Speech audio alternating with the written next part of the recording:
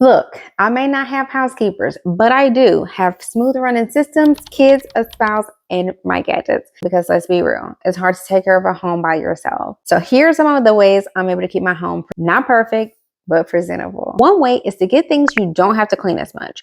And there's so many ways to think about this. I'll just throw you out some examples and things that we incorporate in our home. One, a stone dish drying mat. So when you're hand washing dishes, the regular dish drying racks, y'all, they hold mold, mildew, OMG. When I tell you it's a headache dealing with those. We've had this stone dry mat for years, and I've only had to clean it maybe once or twice in all of our years of having it. It instantly dries. So when water hits it, it instantly dries. So you don't have to worry about that mold, that mildew. That's one less thing to worry about cleaning, okay? When you start thinking about the things you always clean or have to clean all the time, it adds up. So the stone dish drying mat has been a game changer for my kitchen. Another example, using air fryer liners. Air fryer liners help to cut down on your cleaning in your air fryers. So it catches the crumbs, the grease, all of that. So you don't have to deep clean your air fryers as much as you normally would without them. And ever since we've incorporated them, it's like, yes, thank you so much for inventing these. Another example, recycle bags. For us, we use our recycled trash cans a lot and we recycle a lot. And so y'all, recycled trash cans get so dirty, okay? So from milk spilling out from the milk cartons, the liquids and all of that. So one thing we do is we use recycle bags for our recycle, just like we use trash bags for our trash can. It cuts down on how much cleaning we have to do, and we keep everything recycled together. It goes right out to the trash can, and it's less cleaning of the recycle bin, okay? Again, think about the things that you use all the time. And if you can find easy ways to cut down on the cleaning, that's one easy way to lighten your load. Now, another thing, have a home for everything, mostly. Okay, so I am not a perfectionist, you guys. If y'all have hung with me from whatever platform, you already know that. I say that all the time. It's in my book. I am not a perfectionist, but I do believe in presentable, right? So when I say have a home for everything, mostly, quote unquote, that could mean all sorts of things for different homes. But one thing that's helped us out a lot is baskets. Whether you're an organized person or not, baskets can be your best friend, okay? Sometimes you may not know how to organize, but if you have a bin for things, it just changes the game. And literally a secret hat, if you want a spotless home in seconds, have bins everywhere. If I walked y'all through my home and showed you how many bins we have and hidden storage spots, y'all, it's amazing. I have a ton of baskets. I have a ton of hidden bins and hidden storage, but just having a place for everything. And sometimes it's just a temporary place, and that's okay. That is okay. Don't beat yourself up if you don't have a permanent spot for things, or if you're not the most organized person. It's okay. Listen, just find a spot for things. Like we have a step basket on our steps for things that are in our living room and kitchen that needs to go upstairs to the kids' room or whatever. We have that stair basket there. Okay, sometimes it's overpowered. That's very true. But just having a place for things can help a lot. One thing, like for instance, a problem area for us was our medicines and our supplements. I used to try to keep them in a drawer or a cabinet. It just, did not work. They ended up always being on our counter. So what I did, I found something on the counter that's easy to have all our medicine and supplements. And so for us, that was the win. That was the space for it. It's big enough, easy enough. We can all grab. Even my kids, they go get their own supplements and vitamins. So yeah, the counter was where they ended up landing. So I just found a spot on the counter for them. So there's so many ways to look at it, but I'm just throwing you guys out some examples. But if you learn to have a home for everything, mostly, it will literally help your home stay clean and spotless. Okay, let's move on to the next tip I have for y'all. And that is for systems, for things that pile up. Okay.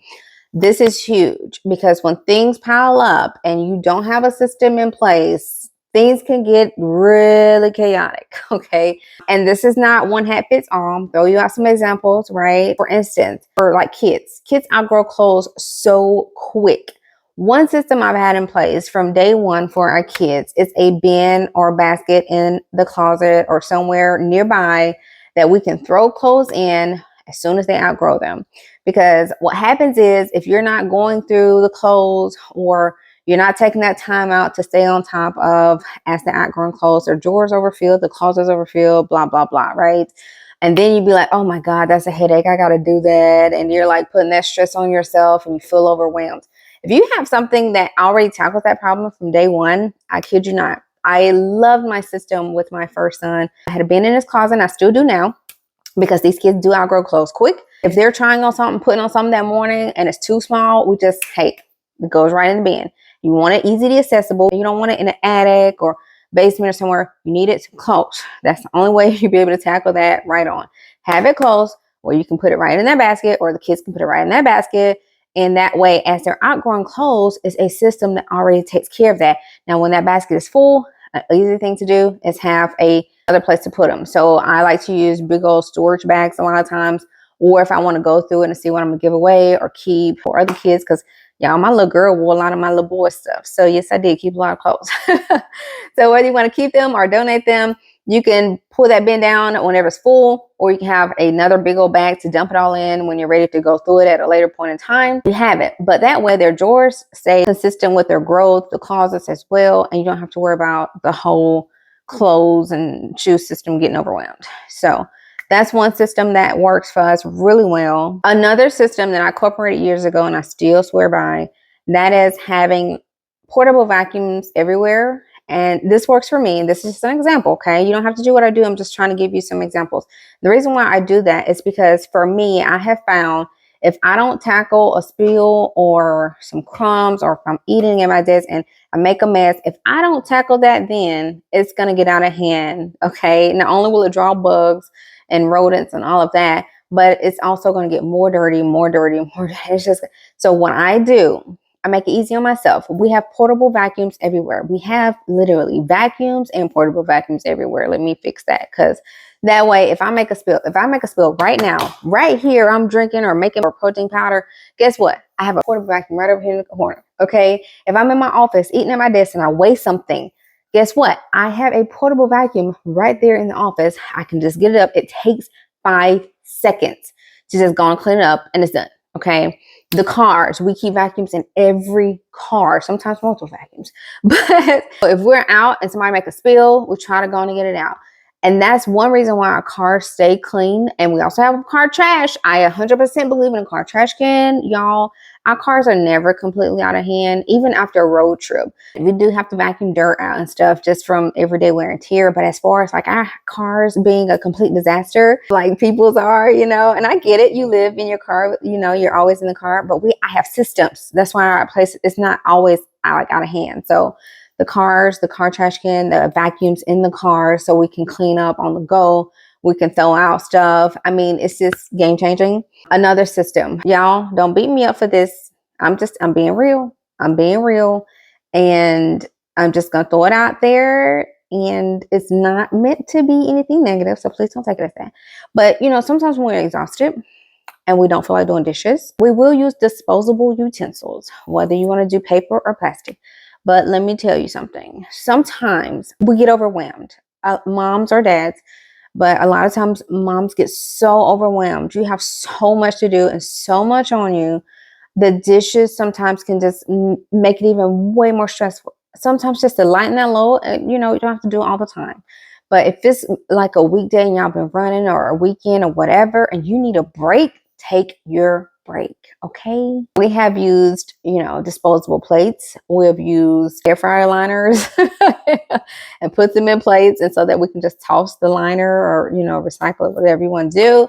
But if you need some disposable dishes and utensils and you need a break, take your break, okay? So that is another system too, because y'all, I'm not perfect, but sometimes that stress needs to be managed.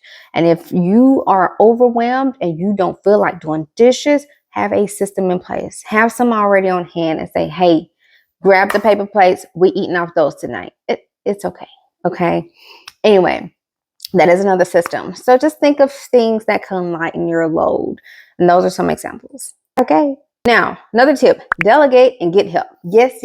Learn this, incorporate this, delegate and get help. And when I say that, if you got kids in the house, allow them to help you. And I say this in the most gentle way, okay? You can find fun ways for your kids to help out.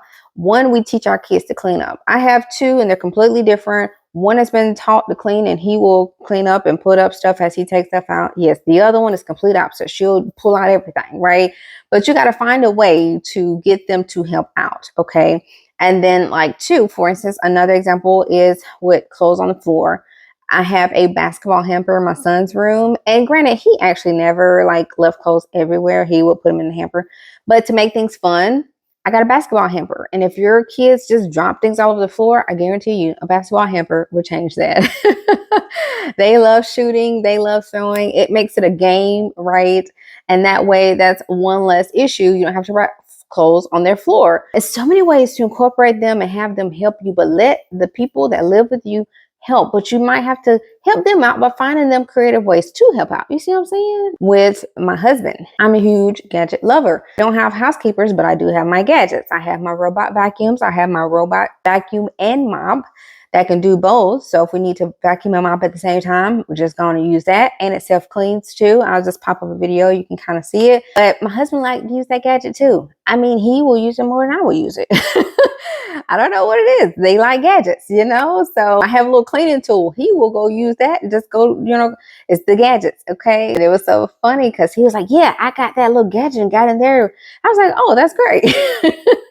So I have lots of cleaning gadgets, y'all, and I'll just try to have a link to all of them below. But, you know, the gadgets help as well. So anything that cuts down on my elbow grease, anything that will get the kids involved. They like the little mops. You can get the little kids mops and they can do some mopping too. They can learn to put things up. Like if you have a bin for them to put the toys in, teach them to put it in that bin, right? Again, assign your spouse something to do or get them something fun to do. The funness helps and they can help out. So delegate and get help. Don't try to put everything on yourself because you can get fun ways for your family to get involved and help as well. And another thing with my kids, you know, I put things on kids level. So like when it comes to backpacks and all that stuff, I built a little DIY backpack bin so he can put his stuff up.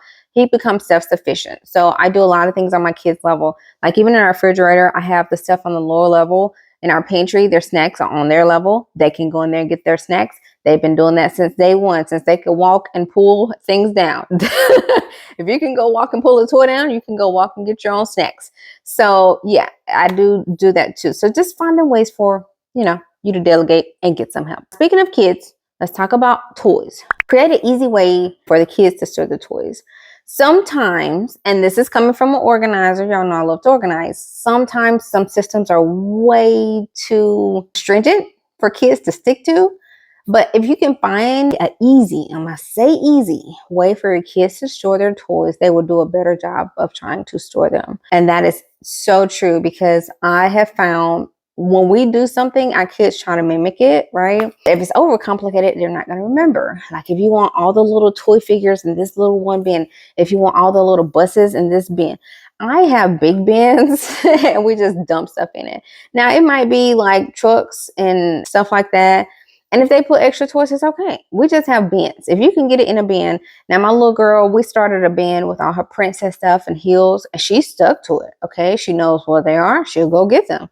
So there are definitely systems that can work, but I try to make it easy, like not overwhelming. I don't even label. You can label for your kids and, you know, things might still end up everywhere and they might mix the bins together, you know? So we kind of do easy toy systems here, and I might come back and do a whole in-depth video if y'all want it. But let me just say, try to keep the toy systems easy. Let's talk about the floors.